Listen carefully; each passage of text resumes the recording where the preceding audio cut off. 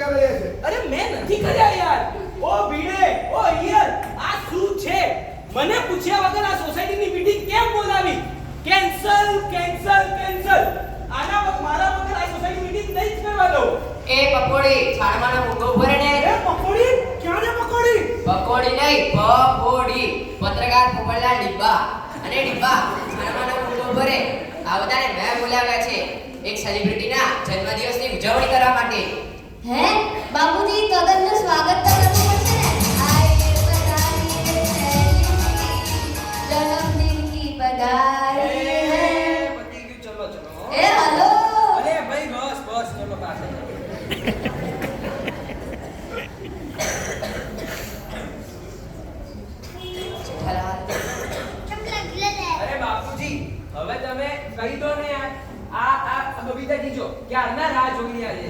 શેના માટે તમે બોલાયા છે? अयो जेठालाल सिर्फ बबीता को नहीं हम सबको भी जानना है। હા હા અમારે બધાને જાણવું છે કે આ જમણવારમાં જમવાનું મેનુ શું છે. ઓફો હંસ તને તો દર 30 મિનિટે ખાવાનું સૂજે છે। બાપુજી દયા ભાભી જેમની વાત કરતા હતા તે તો લોકોને 30 દિવસનો ઉપવાસ કરાવે છે। હા કોમલ બેટા, તેને માસક શમન કહેવાય છે અને આજ સુધીમાં તેમને 3200 થી પણ વધુ માસક શમનના પચખાણ કરાવ્યા છે। અને તેમનો પ્રભાવ જેવો છે ને કે તપસ્વી રત્નો એક સાથે 15 ઉપવાસના પચકાણ લઈ લે છે.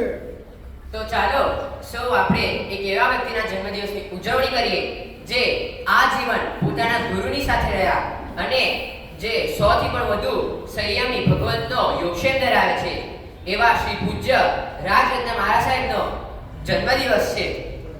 ખરેખર બાપુજી આજના લોકો તો જોઈન્ટ ફેમિલીમાં મા બાપ સાથે પણ રહેવા તૈયાર નથી ને તેઓ ગુરુદેવ સાથે આ જીવન રહ્યા। અપ્રતિમ.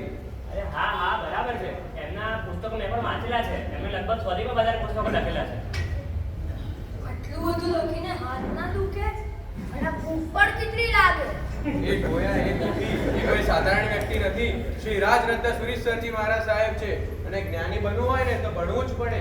અરે હા, પ્રવર્તમાન 16,000 સાધુ સાધ્વીજી ભગવાનમાં માત્ર એક જ સાધુ ભગવાન છે જેમના લેખ સડંગ 35 વર્ષ સુધી ગુજરાત સમાચારમાં છપાય છે।